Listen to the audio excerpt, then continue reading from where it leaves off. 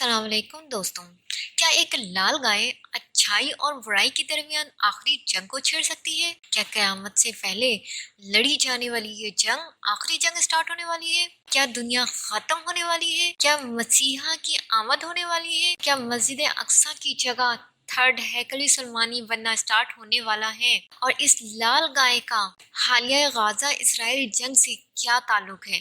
دوستو، یہ گولڈن ڈوم جس کے بارے میں یہودیوں کا کہنا ہے کہ یہاں پر موجود پتھر اس کائنات کا مرکز یا سینٹر ہے، کیونکہ اسی پتھر پر آدم علیہ السلام کو پیدا کیا گیا۔ اسی جگہ پر حضرت ابراہیم علیہ السلام نے اپنے بیٹے کی قربانی کی کوشش کی، جس کی جگہ پر آسمان سے دمبا آ گیا تھا۔ اور یہودیوں کا کہنا ہے کہ یہیں پر کہیں تابوت سکینہ چھپا ہے، جو 2000 سال پہلے اچانک سے غائب ہو گیا تھا، جس کی زیارت کر کے یہ یہودی اپنے گناہ معاف کرواتے تھے اور پاک ہو جاتے تھے۔ تو دوستوں، ویڈیو کے اینڈ تک ہمارے ساتھ جڑے رہیے گا، کیونکہ آج ہم ان سب رازوں سے پردہ اٹھائیں گے۔ دوستوں، اس وقت عیسائی اور صہیونی دنیا ایک عالمی خوشی اور مستی میں ہے۔ ان کا خیال ہے کہ اب وہ وقت قریب آ چکا ہے جب پوری دنیا میں ان کی حکومت قائم ہو جائے گی۔ اصل میں ان کی خوشی کی وجہ یہ ہے کہ وہ ایک ایسی لال گائے تلاش کر رہے تھے جس کے پورے جسم میں ایک بال بھی کسی دوسرے کلر کا نہیں ہو، انفیکٹ کہ ان کے پاؤں بھی ریڈ کلر کے ہوں، اور جن کی عمر 3 سال سے زیادہ نہ ہو۔ دوستوں، حالیہ کچھ عرصے سے جاری جنگ، اسرائیل اور فلسطین کے نہ ختم ہونے والی جنگ کے بعد سے پے در پہ ایسے واقعات سامنے آ رہے ہیں جنہیں دیکھا جائے تو یہ اندازہ لگانا بہت آسان ہے کہ آنے والے دنوں میں دنیا بھر کا امن خطرے میں پڑنے والا ہے۔ دوستوں، تمام مذہبی رہنماؤں اور ماہر تجزیہ نگاروں کے مطابق دنیا اس وقت ایک ایسے موڑ پر کھڑی ہے جہاں سے آگے جنگ کے علاوہ کچھ نظر نہیں آ رہا۔ یورپ ممالک میں بھی اس وقت سیاسی نقشہ پوری طرح بدلتا ہوا دکھائی دے رہا ہے، اور ایسا لگتا ہے کہ تیسری جنگ عظیم کا آغاز بھی اب قریب ہے، جس کے اثرات یقیناً پوری دنیا دیکھے گی۔ دوستو، جنگ کے 100 دن کمپلیٹ ہونے پر حماس نے ایک ویڈیو پیغام جاری کیا، جس میں 7 اکتوبر کو اسرائیل پر حملہ کرنے کے مقصد سے آگاہ کیا گیا ہے۔ فلسطین کی اسرائیل کے ناجائز قبضے کے ساتھ ساتھ ابو عبیدہ نے لال گائے، جسے ریڈ ہائفر کہتے ہیں، اسے مقبوضہ فلسطین لانے کا بھی ذکر کیا ہے۔ ابو عبیدہ انتہا پسند اسرائیلی گروہ کے اس منصوبوں کی طرف اشارہ کر رہے تھے جس کے مطابق مسجد اقصی کی جگہ ہیکل سلیمانی یعنی کہ تھرڈ ٹیمپل کی تعمیر کے لیے لال گائے کی قربانی دینا ضروری ہے۔ دوستو، حماس نے اعلان کیا ہے وہ لال گائے جس کا ذکر ان کی مقدس کتابوں میں ہے، وہ 2022 میں امریکہ کے شہر ٹیکساس سے ملا ہے، جس کی قیمت $500,000 ہے، اور اسے اپریل 2024 میں قربان کیا جائے گا۔ دوستوں، یہ وہ قربانی ہے جو مسجد اقصی کو شہید کرنے کے بعد تیسری بار ہیکل سلیمانی تعمیر کی جائے گی۔ پہلے تو اس گائے کے خون اور اس کے راکھ کو پانی میں ملا کے ان لوگوں کو پاک کیا جائے گا جو اس ٹیمپل کی تعمیر کریں گے، اور اس کے چھینٹے سفر پھینکے جائیں گے، کیونکہ یہودیوں کا ماننا ہے کہ وہ ابھی تک پاکیزگی کے اس معیار تک نہیں پہنچے ہیں کہ وہاں عبادت کر سکیں یا اس کی تعمیر کر سکیں۔ اگر وہ اس کے برخلاف جائیں گے تو یہودیوں پر آسمانی آفت آئے گی، اور ساتھ ہی ساتھ اس خون اور گائے کی راکھ کو ٹیمپل کی بنیاد میں ڈالا جائے گا۔ صہیونیوں کا عقیدہ ہے کہ جب تک ہیکل سلیمانی کی تعمیر نہیں ہوتی اس وقت تک مسیحا اس دنیا میں تشریف نہیں لائے گا۔ دوستوں، روایت میں ملتا ہے کہ حضرت موسیٰ علیہ السلام کو اللہ تعالیٰ نے ایک صندوق عطا کیا تھا جسے تابوت سکینہ کہا جاتا ہے۔ یہ صندوق ایک خیمے میں رکھا جاتا تھا جہاں پر حضرت ہارون علیہ السلام سمیت کسی کو بھی جانے کی اجازت نہیں تھی۔ سال میں صرف ایک دن جو تہوار کا دن ہوتا ہے اس خیمے میں حضرت ہارون علیہ السلام جاتے تھے اور اللہ تعالیٰ سے اپنی قوم کی بخشش طلب کرتے تھے۔ اس خیمے میں جانے سے قبل ایک گائے اور 2 بکرے قربانی کے لیے لائے جاتے تھے۔ سب سے پہلے گائے کی قربانی پیش کی جاتی تھی۔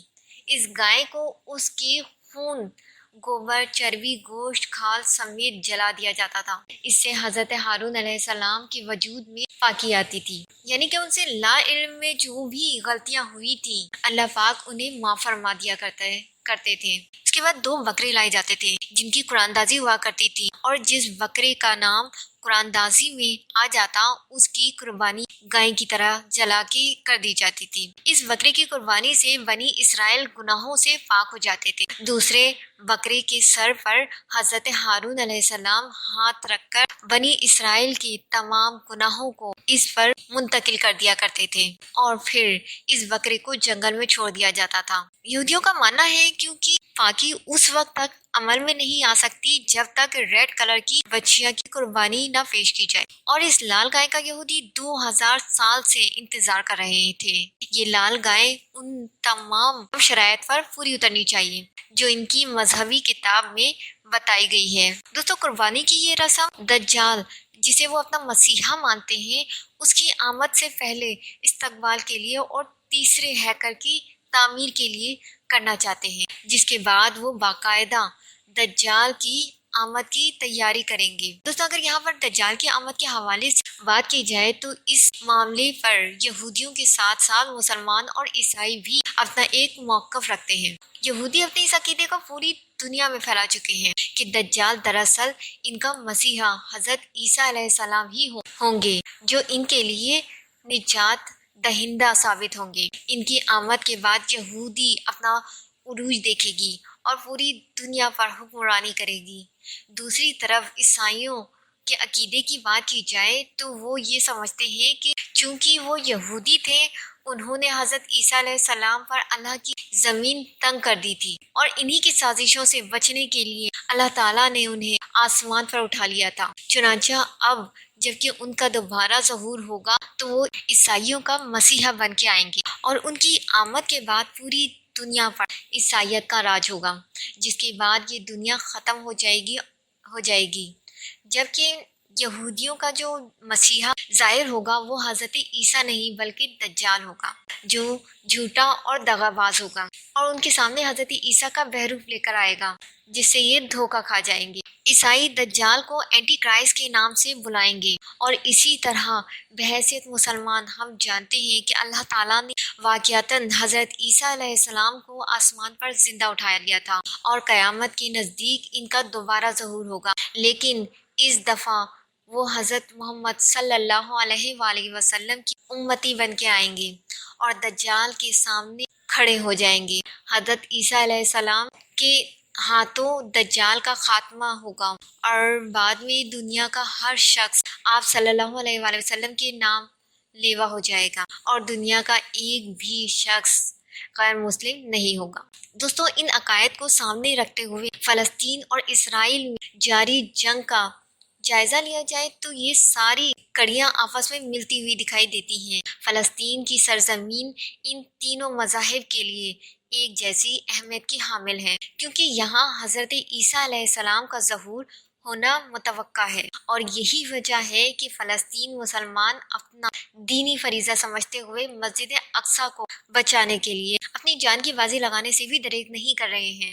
दूसरी तरफ इसराइल ने ये जंग छेड़ी ही इसीलिए थी कि फ़लस्तीन के पूरे इलाके पर कब्जा कर लेंगे और यहाँ एक भी मुसलमान जिंदा नहीं छोड़ेंगे। इसी भयानक मकसद को सामने रखते हुए इस वक्त इसराइली फौज रिफा में मिलिट्री मिशन करने जा रहा है, जिसके लिए इसे पूरी दुनिया में किसी की भी हिमायत नहीं मिली। यहाँ तक कि अमेरिका ने भी इस ऑपरेशन के खिलाफ वोट किया है। वजह यह है कि रिफा क्रॉसिंग बॉर्डर एरिया में जहाँ इसराइल अपना अगला मिलिट्री ऑपरेशन करने जा रहा है, वहाँ तकरीबन 15 लाख के करीब फ़लस्तीनी मुसलमान बेयारो मददगार और नहते शहरी पनाह लिए हुए हैं, और यही इसराइल चाहता है कि इन बचे हुए नहते फ़लस्तीनियों पर ज़मीन इस कदर तंग कर दी जाए कि वो अपना मुल्क छोड़ के यहाँ से चले जाएं या नीस्तो नाबूद हो जाएं, ताकि मस्जिद اقصی کی جگہ وہ لوگ تیسرے ہیکل سلیمانی کی تعمیر کر سکیں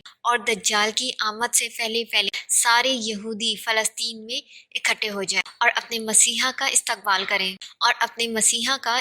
کریں دوستوں اگر ریف میں یہ ملٹری آپریشن شروع ہو جاتا ہے تو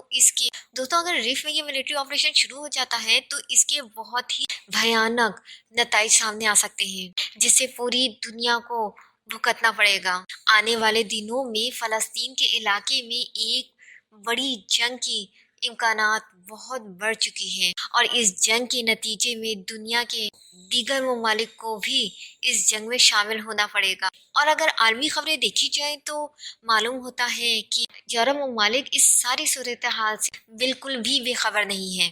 جرمنی، فرانس، ہالینڈ اور پولینڈ کے ممالک بھی جنگ کی تیاریاں شروع کر چکے ہیں۔